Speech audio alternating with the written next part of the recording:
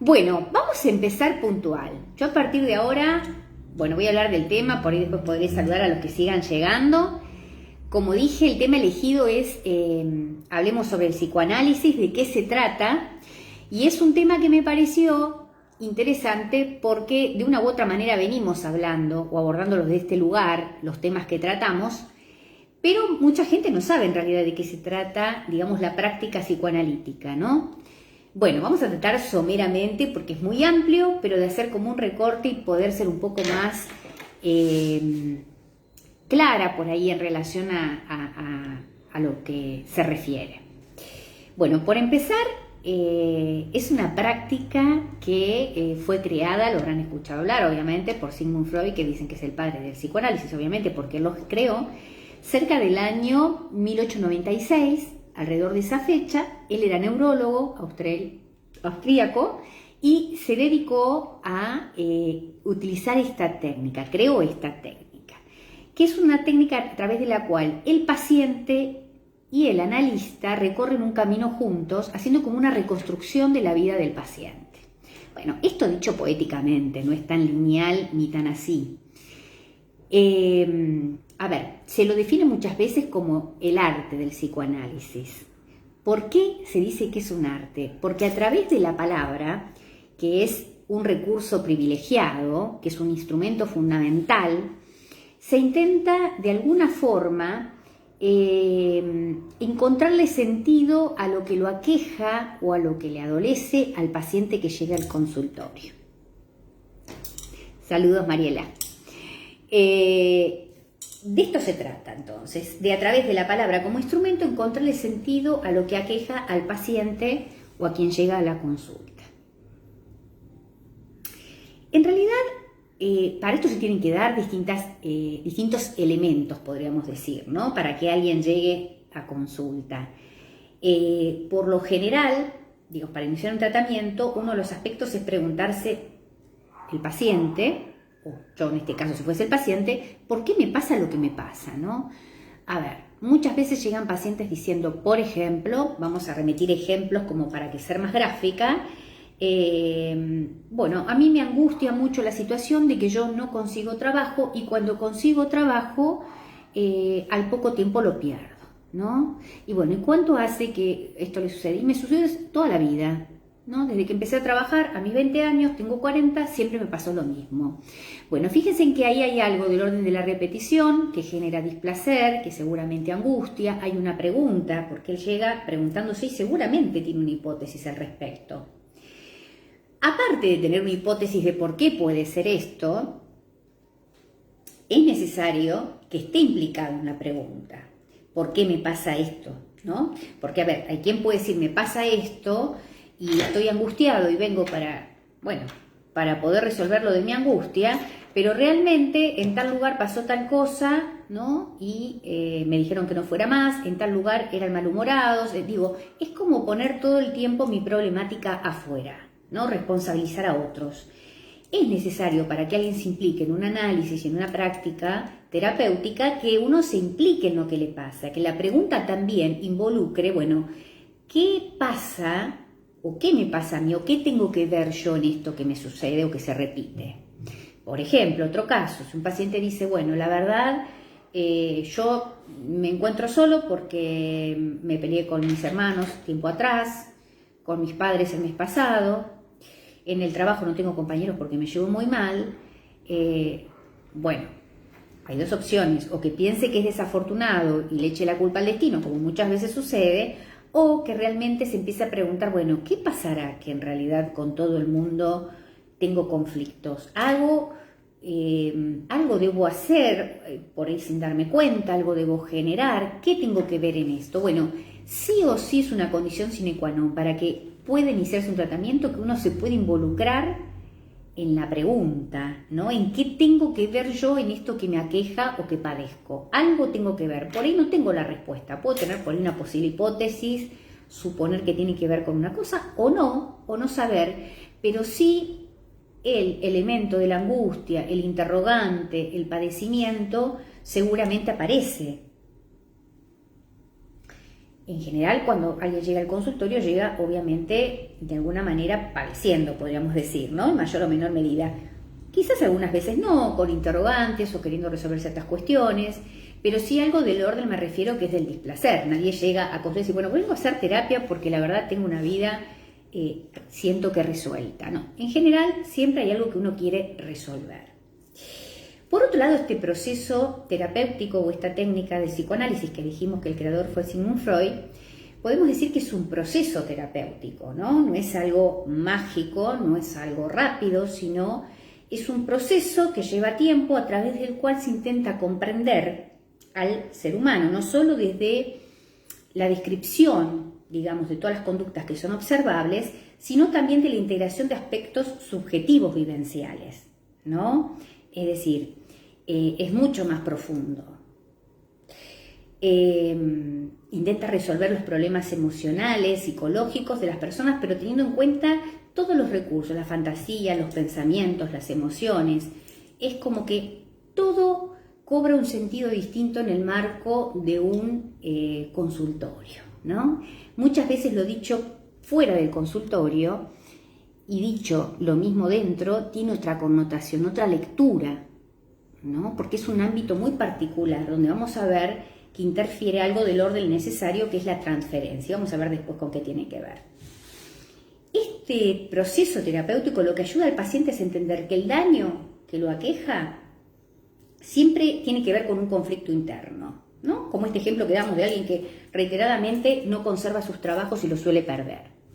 Siempre tiene que ver con un conflicto interno de tendencias e impulsos que, digamos, que no puede aceptar y que no tienen que ver con el afuera, tienen que ver con su subjetividad. Si no se descarga, si esto no se logra elaborar, esto de otra manera termina desencadenando en un síntoma, en sueños, en lapsus. ¿Qué definimos con síntomas? Síntomas tienen que ver con actos nocivos e inútiles, podríamos decir, que en realidad el sujeto realiza en detrimento y en contra de su propia voluntad, ¿no? Todo esto experimentando displacer, sufrimiento, muchas veces dolor, donde tiene un gasto de energía psíquica muy grande y donde muchas veces llega hasta imposibilitar las tareas, la realización de las tareas cotidianas, sobrellevar la cotidianidad. Por eso decimos que el psicoanálisis lo que busca en realidad es un cambio en el comportamiento, ¿no? Es como poder, digamos, entender qué me pasa, por qué me pasa y tratar de buscar, digamos, una solución a esto, siempre haciéndonos cargo de lo que nos aqueja, ¿no? Porque si hay alguien que llega al consultorio y está posicionado en este lugar de que me pasa esto, me pasa lo otro, pero yo no tengo nada que ver, solo es mala suerte, seguramente esa persona no tiene la capacidad o los recursos necesarios para poder iniciar un tratamiento, porque sí o sí es necesario que uno se pueda involucrar. Como dije antes, en la pregunta decir, bueno, a ver, me sucede esto, ¿qué tengo que ver yo en esto que me sucede? El otro puede tener que ver, pero yo también, porque hay algo del orden de la repetición, ¿no? Entonces estoy implicado. Si no, es como no hacerse cargo. Como en algún momento, no sé si recuerdan, ya este es un caso extremo, ¿no? No digo que todo el que no se haga cargo es psicópata, pero cuando hablamos de las psicopatías, era un claro ejemplo que yo decía que en lo personal consideraba que no eran analizables.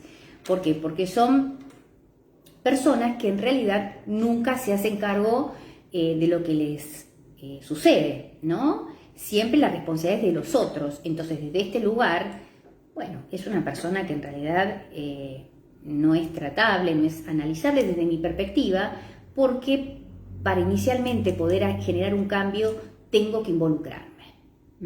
Si siempre la responsabilidad va a ser de los otros, ¿para qué estoy yo acá preguntándome en un consultorio lo que quiero resolver, si en realidad siento que no depende de mí? Entonces, esto es fundamental a tener en cuenta, ¿no? Pero repito, digamos, este es un ejemplo extremo que estoy dando. Hay otras personas que no son psicópatas, pero que no se hacen cargo o creen ser víctimas de la vida en relación a todo lo que les sucede y de alguna manera se hace imposible porque no está este interrogante instalado, ¿no? No se logran involucrar en este trabajo con el analista que tiene que ver con entender por qué les pasa lo que les pasa. En este punto, cuando empezamos a hablar, digamos, de lo que tiene que ver con el trabajo terapéutico, tenemos que utilizar dos términos. Uno que es transferencia y otro que es repetición. Hay muchísimos temas más, pero términos más amplios y a desarrollar vamos a tratar de acotar para ser claras. Recuerden que en algún momento hablamos ya de que el psicoanálisis tiene que ver con un trabajo terapéutico en conjunto entre el analista, el paciente, que el recurso prioritario tiene que ver con la herramienta, que es la palabra, ¿no? Y ahora empezamos a hablar de lo que es la transferencia. Por empezar, digamos, la transferencia tiene que ver con que en ese espacio terapéutico el pasado del paciente se actualiza en el tiempo, ¿no? Es como, digamos, como si reviviera el pasado en el análisis, ¿no? Pero actualmente, ¿no? Es decir, de alguna manera hay como una transferencia en el tiempo. Él transfiere temporalmente en el analista, no digamos a modo de recuerdo, sino que revive algo del pasado, ¿no? A través del relato y de la transferencia. La transferencia tiene que ver, en primer lugar, es un elemento fundamental, porque es la herramienta que permite al analista conducir un tratamiento, ¿no? Es decir, si no existe la transferencia, esto es imposible. ¿Y con qué tiene que ver? Bueno, en primer lugar, con que la función psíquica, digamos, de la transferencia es mediante la cual el sujeto transfiere inconscientemente y revive sus vínculos más nuevos o viejos, afectos, expectativas, cuestiones que tienen que ver con deseos infantiles reprimidos, por ejemplo, hacia otras personas. Transfiere todo eso hacia otra persona. En el marco terapéutico es transferido al analista, a quien le adjudica un saber. Si pensamos esto de la transferencia y de adjudicar un saber a un otro, esto sucede en lo cotidiano. A ver, si yo voy al dentista, por ejemplo, porque me duele la muela, seguramente no voy a agarrar y voy al tuntum. Seguramente, en la mayoría de los casos, iré a un dentista que es de mi confianza o pediré referencias. Si voy a un médico también. Si tengo que llevar a arreglar el auto, también buscaré un mecánico de confianza porque yo le adjudico a esa persona un saber que supongo que yo no lo tengo y que va a ayudar a resolver algo mío. Esto está implícito. Ahí ven que hay transferencia en distintos órdenes, ¿no? Si voy a tal lado, porque supongo que esa persona sabe al respecto y me va a ayudar a mí. Ahora, la diferencia en el marco terapéutico es que el analista hace uso de esta transferencia en el marco, digamos, del análisis. Esa es la diferencia, que uno hace uso de eso. Pero hacer uso no implica hacerme cargo de este saber que me otorga el paciente inconscientemente, creerme que yo lo sé todo, porque la realidad es que nadie lo sabe todo y que ahí estamos por el lugar equivocado. Lo que uno le aporta como analista al paciente tiene que ver con ayudarlo a poder de alguna manera entender que lo lleva a experimentar lo que vive, ¿no? A ser consciente lo inconsciente, que es un proceso obviamente y que no es mágico. Por eso lleva tiempo y por eso muchas veces he escuchado decir que hay como ciertos comentarios de no, lo que pasa es que hacer psicoanálisis lleva mucho tiempo, son muchos años. Siempre está esta cosa, y más en la actualidad, donde está toda esta vorágine de lo inmediato, de la inmediatez, de lo rápido, ¿no? Pareciera que de alguna manera se lo busca como descalificar. Y en realidad, a ver, hay también ciertos mitos, ¿no? De que el paciente se sienta y uno le empieza a preguntar desde... No, cuando el paciente llega al consultorio, quien no ha hecho, digamos, o no ha tenido la experiencia, lo cuento, y quien no lo sabrá, no es que ni bien se sienta el paciente uno empieza a preguntar. El discurso indefectiblemente lleva en algún momento al pasado, porque uno es producto de ese pasado y uno es producto de su propia historia, su subjetividad tiene que ver con esto. Entonces, indefectiblemente ahí es donde decimos que uno en el consultorio actualiza situaciones o vivencias pasadas, ¿no? Porque en sí forma parte del sujeto que está presente. con todo lo que trae, ¿no? En este punto, como dijimos, la transferencia entonces tiene la función psíquica en sí de trasladar emociones, sentimientos, deseos inconscientes hacia otra persona, en el marco de la terapia hacia el analista. Y la transferencia en este punto, como segundo elemento, es la herramienta que utiliza para poder operar, intervenir el analista. Es decir, si no hubiese transferencia sería imposible que esto pudiera suceder, que pudiera darse esta interacción y esta construcción. Porque por otro lado, el tercer elemento, vieron que hablamos de lo que era la función psíquica, vieron que hablamos en algún punto de lo que era la herramienta, como transferencia para poder el analista operar dentro de este trabajo terapéutico. Vamos a tener otro punto que ya ahí tiene que ver con la neurosis de transferencia y que ahí, fíjense que utilizamos la palabra transferencia y aparece otra vez la neurosis, ¿no? Que esto es lo que fue descrito por Freud, donde dice que todos los elementos de la neurosis son de alguna manera actuados en presencia del analista. Por eso era como complejo, pero si lo pensamos, fíjense, todos los elementos del paciente termina trasladándolos, haciendo transferencia, o sea, su neurosis, digamos, en presencia del analista, y que tiene que ver con todas las emociones, con todos los afectos que originariamente estaban orientados hacia padres, hermanos, hacia personas que conforman parte de su vida, es decir, de la infancia y también de la vida adulta, ¿no? Es decir, todo esto aparece en vivo en el escenario que se arma entre el paciente y el analista. Esto es un interjuego constante y es una construcción constante. Por eso digo que acá el saber que el paciente le aplica o le aporta o le otorga a su analista es un saber entre comillas, porque obviamente hay un saber y un conocimiento, pero no es que, también para desmitificar un poco en relación a esto, que muchos dicen, porque va al psicólogo para que le diga qué hacer. No, nunca, esa no es la función. La función es, digamos, utilizar estas herramientas para que el paciente pueda encontrar un abanico de posibilidades y de alternativas. Primero entender qué es lo que lo aqueja, ¿no? Qué es lo que lo lleva a padecer lo que está padeciendo. Y luego de esto encontrar herramientas y un abanico de posibilidades entre las cuales elegirá que le puedan aportar bienestar y salir de ese dolor, ¿no? Que pueda cambiar su comportamiento, que pueda dejar de padecer, que pueda, pasarla mejor, digamos, de alguna manera, ¿no? Ante este tipo de situaciones o de trabajo terapéutico, siempre va a surgir algo que está implícito en los tratamientos, que tiene que ver con algo que se llama resistencia. La resistencia implica la ausencia de cambios que surge de la oposición activa del paciente ante la intervención del analista o la intervención terapéutica. Esto es propio y es hasta, digamos, natural y necesario que se dé en un tratamiento, no es algo malo. Lo que tiene que hacer el analista es trabajar con esto. Se puede manifestar la resistencia que aparece siempre en todos los tratamientos de diferentes maneras. Son muchísimas. Yo voy a dar algunos ejemplos. No sé, que el paciente empiece a llegar tarde, que falte, que desee abandonar el tratamiento. Bueno, por eso yo siempre digo, cuando por ahí llega un paciente que ha tenido una experiencia anterior y por X motivo ha dejado, yo siempre pregunto, bueno, pero ¿esto lo pudiste hablar? Algo que por ahí no le gustó del terapeuta.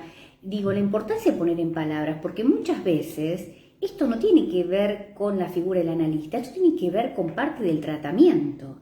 Entonces, siempre es importante que el paciente se sienta con la libertad de poder expresar todo lo que siente, si son enojos, cualquier tipo de emoción, porque esto de alguna manera va a dar lugar a trabajar todo lo que esto conlleva. Muchas veces estas emociones no tienen que ver en sí con el analista, son proyecciones de su vida. Esta es función del analista, poder ayudarlo a discernir, ¿no? En algunos casos puede tener que ver que sea algo concreto que tenga que ver con el terapeuta. Digo, a ver, por ejemplo, si de repente, como me han contado, por ejemplo, en una oportunidad el caso de un analista que en más de 2 oportunidades y bastante seguido se olvidaba que tenía sesión y lo dejaba plantado al paciente, uno podría decir que este enojo, ahí él tendrá que preguntarse qué le pasa al analista, que se olvida siempre de este paciente, ese es su trabajo, pero por el otro, me parece que, bueno, es lógico que en este caso esté, digamos, el paciente molesto, ¿no? Se hablará, quizás se tratará de ver con qué tiene que ver o no, porque muchas veces en estas situaciones donde el paciente se retira y no vuelve. Pero yo siempre digo que más allá de que haya desconformidad, hay que hablarlo, porque muchas veces, no este caso puntual que doy, que realmente hay algo que genera, algo externo que sí genera malestar, muchas veces el malestar del paciente tiene que ver con procesos y con el momento del tratamiento y con ciertos temas que por ahí está tratando, lo cual no es consciente de esto y lo actúa, lo manifiesta, digamos, ¿no? Lo revive de alguna manera, investido de otra forma quizás.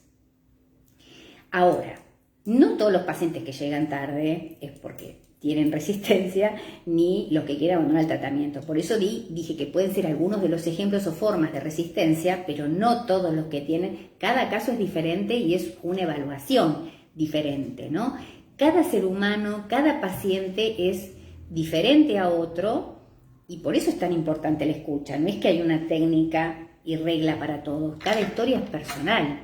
Es decir, dos pacientes, por ejemplo, pueden haber tenido vidas similares, pero bueno, su subjetividad se conformó de diferente manera, por lo cual el tratamiento es distinto, no existe una regla, cada paciente es único e irrepetible y bueno, y por eso es tan importante el tema de la escucha, ¿no? Y de la interpretación, de la intervención, todas funciones que tiene el analista.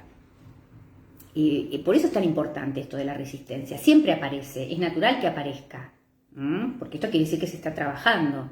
Fíjese que aparece como punto principal la transferencia que es necesaria para que se instale el paciente en el tratamiento, que haya una conexión, que le otorgue un saber ese analista, que se den esas condiciones, que pueda operar el analista con este paciente, que pueda trabajar. Esto lleva un tiempo y también van a aparecer a lo largo del tratamiento distintas situaciones de resistencia. Por eso siempre cuando he escuchado pacientes que me han contado de experiencias anteriores, lo primero que digo es que bueno, que siempre cuando algo sucede hay que hablarlo. Sea de la índole que sea, que genere incomodidad, hay que hablarlo, porque muchas veces tiene que ver con parte del proceso del tratamiento y es material para trabajar. Es algo favorable, no es negativo. Ni otra de las historias, ¿no? Que muchas veces también los pacientes que empiezan tienen la fantasía, la idea que siempre tienen que traer algo nuevo para contar, ¿no? Que cada sesión tienen que traer algún material o información, algo nuevo. Y yo digo que esto no es así, ¿no? O sea, va a haber veces que sí, otras que no, pero uno siempre ya tiene material para trabajar en base a las primeras entrevistas. Siempre hay elementos, ¿no?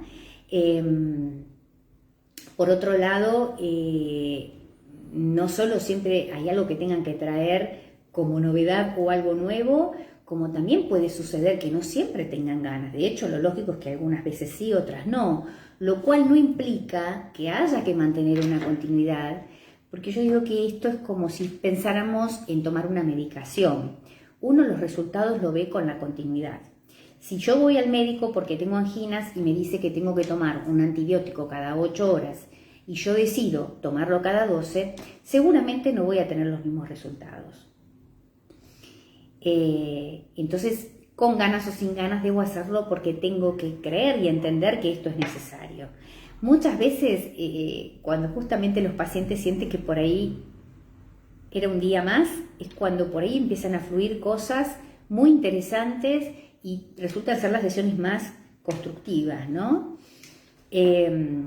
Es muy interesante el tema de trabajar la resistencia, el tema de poder trabajar, digamos, con esto, porque, como digo, es un trabajo de a dos, ¿no? No es un trabajo único. Fíjense en que ya hablando de lo que es un proceso psicoanalítico, un proceso terapéutico, utilizamos un montón de conceptos que tienen que ver con la transferencia, con la resistencia, con la empatía. Hay mucha gente que muchas veces espera mágicamente llegar a la primera consulta e irse con la solución. Bueno, obviamente esto no existe, lo mágico tampoco. Por eso digo que a diferencia de otros tratamientos, a lo que apunta el psicoanálisis es a ir a lo profundo, ¿no? Si no, sería como esconder la tierrita debajo de la alfombra, digo yo. A ver, voy a dar un ejemplo. En alguna oportunidad conté que cuando yo estudiaba trabajé de acompañante terapéutica, particularmente con patologías alimentarias, ¿no? Anorexia, bulimia, bulimarexia, casos que hacían hospitalería y luego el acompañamiento era en la casa. En este lugar trabajé un tiempo. Con el grupo de acompañantes no estamos de acuerdo en realidad con la metodología cuando uno la fue conociendo, por lo cual nuestro trabajo ni siquiera era el que nos señalaban. En realidad hacíamos un trabajo de contención, que es lo que consideramos que era oportuno, y no el de ser vigilantes, que pareciera que era al que apuntaban, ¿no? Era una cuestión más conductual. Más allá de que cada patología uno puede tener un abordaje con ciertas particularidades,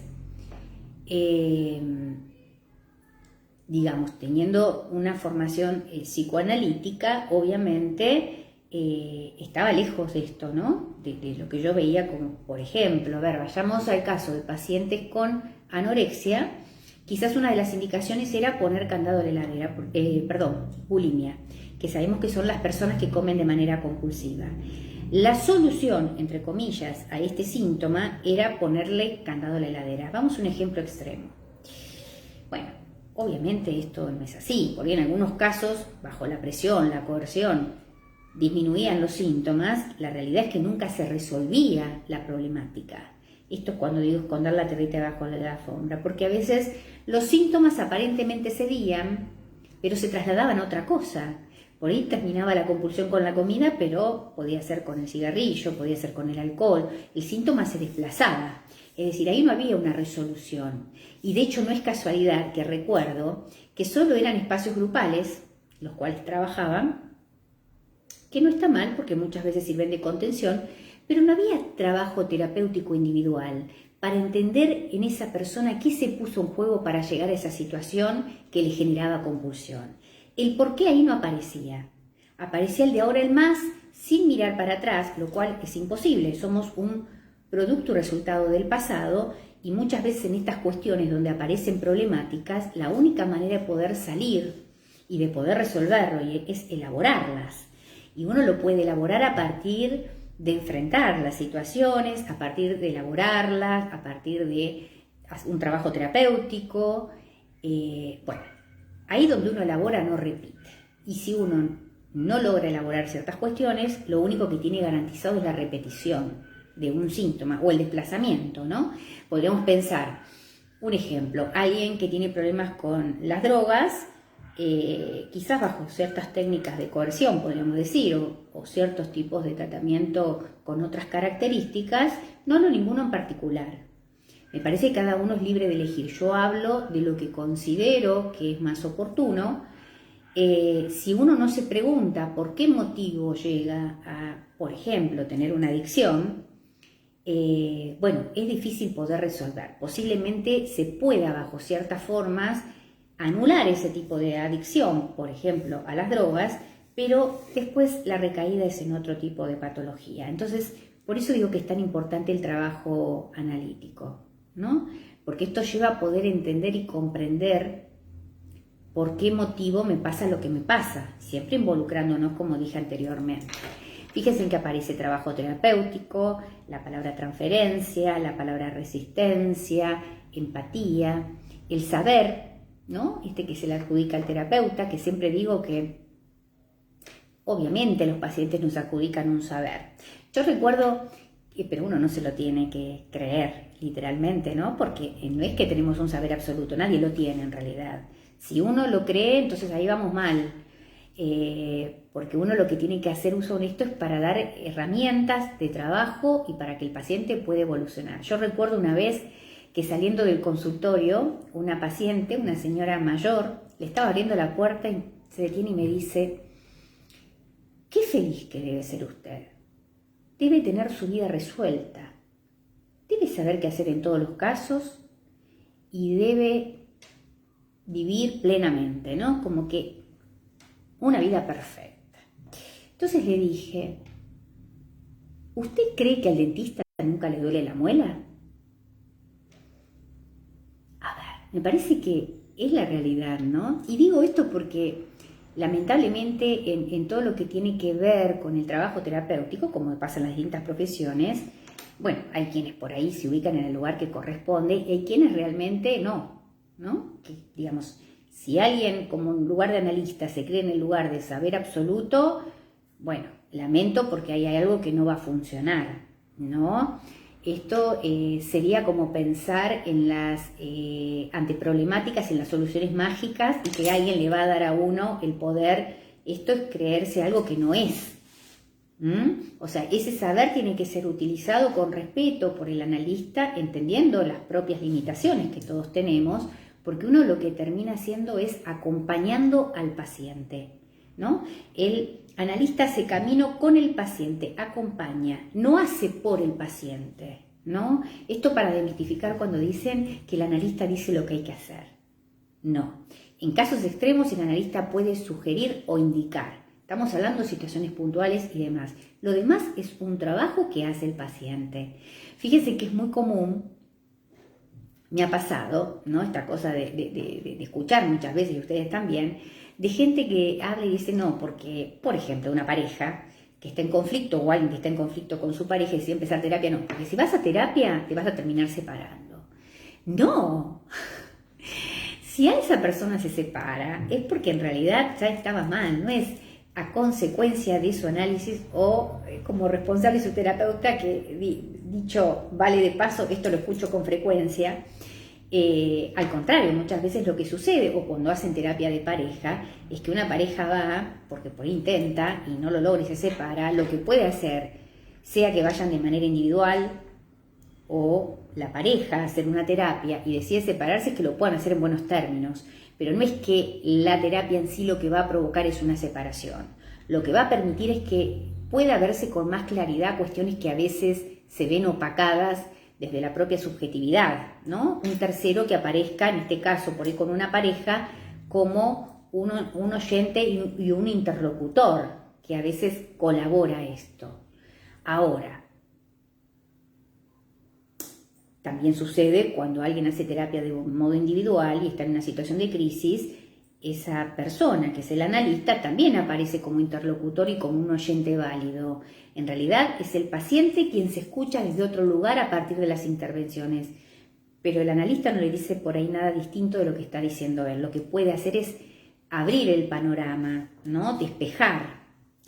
Fíjense que muchas veces esto es muy frecuente. Escuchar decir a los familiares o a las parejas, qué mal que te veo desde que vas a terapia, o qué te pasa, desde que vas a terapia estás peor.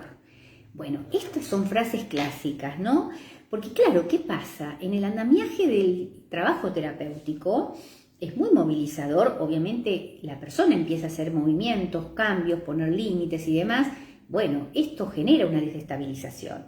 Esto es como pensar en un tablero de ajedrez. Si yo hago un movimiento, esto va a condicionar al resto. Bueno, lo mismo sucede cuando alguien por ahí, en una pareja o en un entorno, hace terapia y empieza a establecer cambios de conducta. Esto muchas veces incomoda al resto y lo ve como algo malo, cuando en realidad por ahí es algo del orden de lo sano, pero incomoda porque es algo que antes no sucedía. Y siempre lo recurrente es pensar que es el espacio terapéutico el mal, digamos, que está aconteciendo o que está influyendo en ese momento, ¿no? Esto es bastante común, que uno suele escuchar. Digo siempre que en el tema de los tratamientos, yo entiendo en la urgencia. Muchas veces cuando hay angustia, cuando hay dolor, la gente espera muchas veces soluciones mágicas. Pasa como con las dietas, ¿no? Algo parecido. Me ha pasado recibir pacientes que por ahí pregunto, siempre es una pregunta clásica de entrada, si tienen experiencia, si alguna vez hicieron terapia. Muchas veces me dicen sí. Bueno, ¿y cuánto tiempo hiciste? Y fui 1 mes y medio. Bueno, eso digamos, no es un tratamiento, no es, o sea, fueron un par de sesiones, pero no llegó a haber un trabajo terapéutico, no dio tiempo. Esto es como levantar una pared, ¿no? Yo digo que es si uno construyera una pared. uno empieza a colocar los ladrillos uno al lado del otro, en realidad con el objetivo de construir una pared, pero uno lo que ve al principio no es una pared, solo ve una hilera. La pared una la ve con el tiempo. Bueno, lo mismo sucede con el trabajo psicoanalítico, ¿no? Pero bueno, de esto se trata, de ahondar en las emociones, ¿no? Obviamente que lo mágico y la inmediatez resulta más atractivo, porque como las dietas. Doy el ejemplo porque me parece que es lo más gráfico, ¿no? En una época eran las famosas anfetaminas que se tomaban la pastilla y bajaban kilos y kilos por ahí en poco tiempo, y bueno, venían las consecuencias, ¿no? El efecto rebote y todo esto, porque obviamente era algo que estaba contraindicado, además está prohibido actualmente y ya hace tiempo. Pero bueno, más allá de que no haya, digamos, no es que en esta cuestión haya tratamientos prohibidos o no, obviamente nada, salvo que algo vaya en contra de la ética, hay distintas líneas. Nosotros estamos hablando hoy particularmente de lo que tiene que ver con el psicoanálisis. Hay otras corrientes, obviamente, pero me pareció importante fundamentar un poco y hablar del psicoanálisis, que es, bueno, a lo que yo apunto, más allá de que cada caso y cada patología pueda tener un cuadro distinto, digamos, es desde esta base, ¿no? Que es la que yo considero que es más efectiva. Esto no quita que, bueno, hay ciertas patologías y demás que por ahí requieren otras intervenciones más inmediatas, que igualmente pueden hacerlo desde el psicoanálisis, ¿no? Cada paciente, como dije, cada patología tiene un abordaje distinto, desde lo subjetivo. Así que, bueno, siempre digo que no hay que sentirse atraído por lo inmediato. Cuando la limosna es grande, hasta el santo desconfía. Yo creo que ese término, esa frase, hay que utilizarla para todas las cuestiones, ¿no? Porque no existe lo mágico, solo los pensamientos mágicos en los niños, y después de adultos tenemos que entender que lo mágico no existe. Existe el trabajo, existe trabajar la tolerancia, la frustración, porque entiendo que a veces los tiempos no coinciden con lo que uno espera, pero que si uno es tolerante, trabaja y persevera, tiene logros y buenos resultados en todos los ámbitos que uno se desarrolle. Y también esto sucede por ahí en un trabajo terapéutico. Por eso, cuando uno empieza un trabajo terapéutico, empieza una terapia y tiene ciertas expectativas, es bueno también ir hablando de las expectativas, o si uno siente que algo no funciona o que algo exteriorizarlo, ¿no? Porque el terapeuta es un otro que está trabajando en conjunto, entonces no hay que callar e irse, como muchas veces me ha pasado al recibir pacientes que por ahí han dejado tratamientos inconclusos y nunca han sabido por qué. Como también me han contado casos de pacientes que por ahí han perdido contacto con su terapeuta y nunca más apareció, nunca más hubo una explicación ni una derivación. Pueden suceder muchas cosas. Uno es un ser humano, puede, no sé, tener un problema, no poder atender, dejar de atender, lo que fuera, pero supone que tiene que haber algo de por medio. Bueno, es algo que sea algo extremo, ¿no? Que no haya dado la posibilidad de hablar. Pero bueno, hay de todo, como en todos los ámbitos y en todos los rubros. Así que muchas veces quien por ahí no ha tenido una buena experiencia, que también puede pasar, que no haya tenido empatía de entrada, porque al principio tiene que haber algo del orden de la empatía. Bueno, primero hay que darse tiempo, ¿no? Una sola vez no es suficiente. Yo creo que hay que darse tiempo, si uno desea iniciar un tratamiento, tener un par de sesiones, ver de qué se trata, preguntar. Las preguntas nunca en ningún ámbito están de más, y menos cuando uno no conoce al respecto.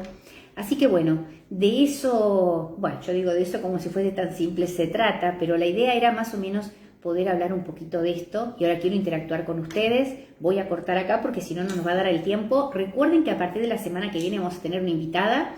Después, cuando esté confirmado, voy a contarle qué tema vamos a tratar, que es muy interesante. Y vamos a arrancar a las 8 en punto, no 8 y 10. Es decir, a las 8 iniciamos el vivo. Atentas, no se confíen de los 10 minutos, porque vamos a arrancar a las 8. Y para quienes hoy llegaron un poquito más tarde que no pudieron, recuerden que igual queda grabado, pueden ver el inicio, como lo mismo para quienes no lo han podido ver de entrada o que no lo han podido ver hoy. Bueno, aquí saludos, Mariela, Zulma, Claudia, Gaby, Mamina. Bueno, acá Adriana dice, uno mismo no tiene las herramientas para encontrar la causa de los problemas. Exactamente. Este es el punto. Y ojo, que a veces, hasta muchas veces sucede que los pacientes llegan sabiendo cuál es la dificultad y lo que les pasa, y creen que con la simple voluntad pueden resolver, y se enojan cuando esto no lo logran. Y la realidad es que muchas cuestiones que son de índole sintomática, por ahí uno puede saber de qué se trata, pero no depende solo de la voluntad. Vamos a un caso extremo. Alguien que tiene una adicción, ¿no? Que muchas veces cuando están como, digamos, sin el consumo, prometen y dicen que no, porque son conscientes del daño que les hace, que no van a... Bueno, ahí aparece algo del orden que uno diría, bueno, ahí tiene no es suficiente la voluntad, porque vemos que no es suficiente, se necesita de un tratamiento. Bueno, lo mismo es para todas las cuestiones.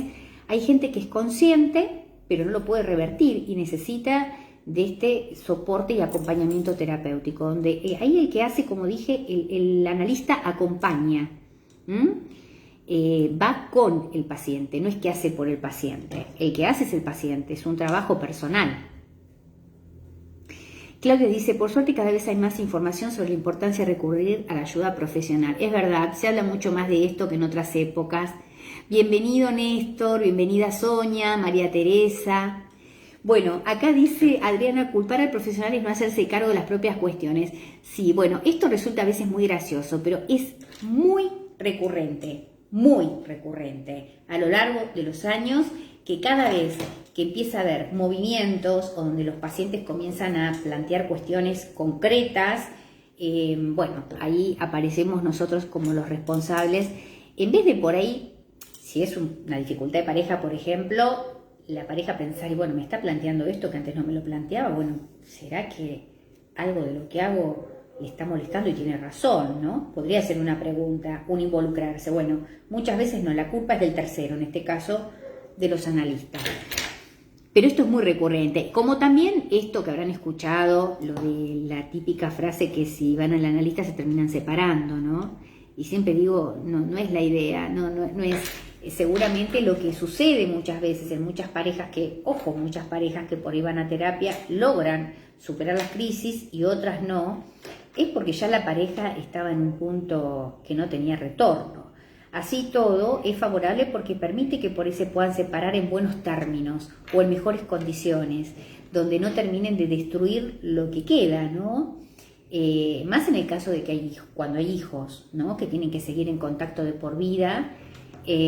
Bueno, siempre es importante en la forma en la que se dan estos vínculos, estas separaciones, cómo se definen estos vínculos, porque el trato va a ser de por vida, van a tener que relacionarse siempre, y siempre los más afectados son los hijos, y muchas veces, como sabemos, terminan siendo los que están en el medio. Así que hasta en el caso de que las parejas ya tengan resueltos cómo separarse, muchas veces hay parejas que deciden consultar por ahí un par de sesiones con un terapeuta para resolver cuestiones que no pueden delimitar para que sea lo menos dañino posible. Y esto es muy favorable, o sea que no es... me parece que es interesante pensarlo de este lugar, ¿no? Porque también termina siendo operativo, termina como cuidando lo sano que queda de esa relación, porque por algo han estado juntos seguramente, y más en este caso que son padres. Bueno, esto lo que permite es que puedan como tener una separación en mejores términos, digamos, y que puedan preservar lo bueno que quedó de esa relación, que va a seguir siendo, ¿no? Porque dolorosa es, pero más dolorosa es si es en malos términos. Bueno, acá también dicen, llegar al origen del problema es a veces doloroso y hay que aceptarlo, tal cual. Por eso, Adriana, que dice esto, es real, porque muchas veces, por eso lo mágico es tentador. Primero que todo, lo mágico es atractivo, ¿no? ¿Por qué? Porque, bueno, si tengo un problema, si algo me incomoda, si lo puedo hacer mágicamente, ¿qué más que ella? Bueno, pero no existe lo mágico, es una ilusión, seamos conscientes de esto. Y por otro lado, si yo me atengo a lo mágico, es porque también estoy tratando de evitar el proceso que lleva a determinadas cuestiones, que por ahí es doloroso, pero que sí es efectivo. Pensemos en el ejemplo de que yo me opere de la pierna, ¿no? A mí me pongan un clavo, me tengan que hacer una intervención, me pongan un clavo en la pierna. Y después, por supuesto, siempre que hay una intervención de este tipo, vienen una serie de sesiones de rehabilitación, que posiblemente sean dolorosas y que yo piense, uy, si las puedo evitar mejor, ¿no? Porque digo, ¿para qué? Ya me operé, ya está. No, bueno, parte de ese, digamos, que confluye en tener una buena recuperación, no es solo la intervención, sino también son las sesiones, ¿no? Es parte que completa ese tratamiento. Ahora, yo quizás me quiera evitar esa parte dolorosa y quizás lo pueda hacer y recurra a lo inmediato y decir, bueno, ya está, no lo hago, ya me operé, ya está, sigo así. Posiblemente a futuro tenga consecuencias porque ese tratamiento no estuvo hecho como debía. Ahí vemos que lo mágico no funcionó. Lo mágico hubiese sido pensar que solo con la operación era suficiente. No, era necesaria la operación y también las sesiones de, en este caso, kinesiología. Entonces, vemos que uno siempre escapa al dolor. Obviamente que las sesiones deben ser dolorosas, molestas, porque fue por una intervención, pero bueno, son necesarias para poder estar bien después. Este es un ejemplo. Siempre suelo dar ejemplos gráficos para poder entender, que me parece que son más claros. Todo lo que es ejemplificador hace que uno pueda comprender más los conceptos. Así que, bueno, tratemos de pensar que lo inmediato, lo rápido, lo mágico, desconfiemos y tratemos de ir siempre a la información, siempre buscar asesorarnos cuando tengamos dudas de un tratamiento, de una propuesta, ante cierta problemática. Muchas veces la gente no tiene por qué saber, se informa. Bueno, tratemos de buscar información en los lugares o en las fuentes que sean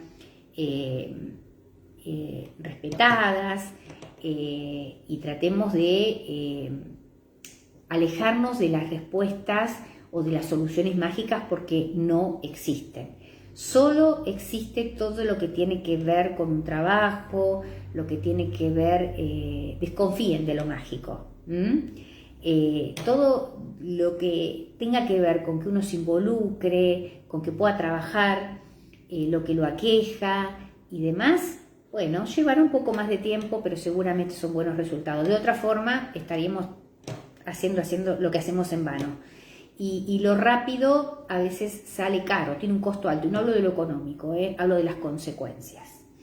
Bueno, tenemos que dejar acá, lamentablemente, por hoy. Recuerden que igual cuando haga la promoción del próximo vivo del viernes, les voy a volver a recordar que la semana que viene comenzamos 8 en punto con el vivo, con una invitada especial, que después sabrán quién es y el tema que vamos a tratar, que seguramente va a ser de interés para todos. Así que les mando un beso grande, que tengan una hermosa semana. Gracias a todos los que están ahora, a los que van a ver el video después por Facebook o por YouTube de distintos lugares. Y saben que siempre pueden participar, comentar, consultar. Y siempre la compañía y el aporte es fundamental para que este espacio siga en vivo. Les mando un beso grande y que tengan un fin de semana y semana espectacular. Traten de pasarla lo mejor posible. Abrazo virtual para todos. Nos vemos.